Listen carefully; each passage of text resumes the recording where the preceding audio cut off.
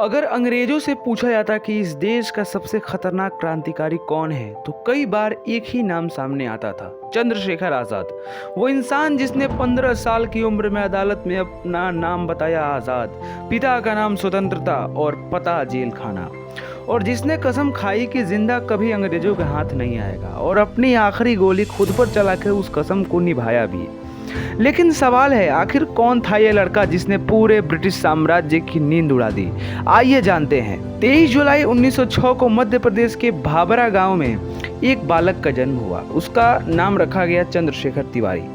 उनके पिता चाहते थे कि बेटा संस्कृत पढ़े, इसलिए उन्हें काशी भेजा गया। लेकिन उस समय पूरा देश आज़ादी की आग में जल रहा था। 1921 में जब महात्मा गांधी ने असहयोग आंदोलन शुरू किया, तब केवल 15 वर्ष की उम्र में चंद्रशेखर भी आंदोलन में कूद पड़े।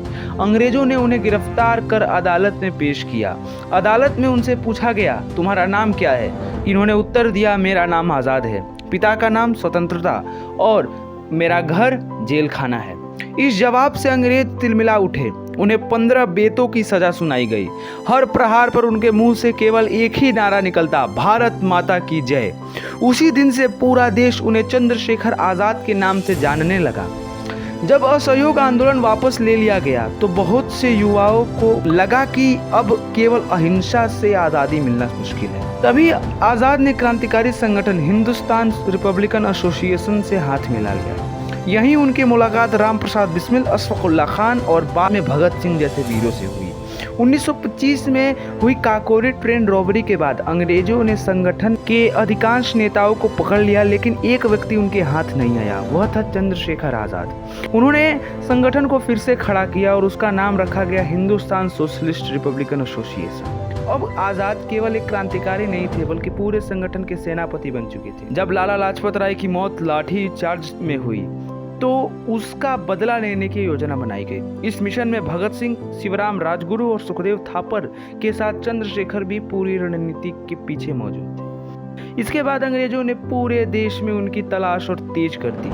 कहा जाता है कि आज़ाद अक्सर अपना भेष बदल लेते थे, कभी साधु, कभी किसान, तो कभी पंडित बनकर अंग्रेजों की आंखों में धूल झोंक देते थे। उनके सिर पर बड़ा इनाम रखा गया, लेकिन फिर भी अंग्रेज उन्हें पकड़ नहीं सके। 27 फरवरी 1931, स्थान अल्फ्रेड पार्क। एक मुखबिर की सूचना पर अंग्रेज पुलिस ने पार्क को चारों ओर से घेर लिया। आज़ाद ने अकेले ही लंबे समय तक मुकाबला किया। उनकी गोलियां खत्म होने लगी। अब उनके पास सिर्फ एक ही आखिरी गोली बची थी। उन्हें अपनी प्रतिज्ञा याद आई, मैं आज़ाद हूँ और आज़ाद ही रहूँगा। अंग्रेज मुझे जिंदा कभी नहीं पकड़ पाएंगे। उन्होंने वह आखिरी गोली स्वयं पर चला दी। 27 फरवरी 1931 को उनका शरीर गिर गया, लेकिन उनका नाम अमर हो गया। बाद में उसी अल्फ्रेड पार्क का नाम बदलकर अमर शहीद चंद्रशेखर आज़ाद पार्क रखा गया। चंद्रशेखर आज़ाद केवल एक क्रांतिकारी नहीं थे, वे उस आत्मसम्मान का नाम थे जो झुकना नहीं जानता था।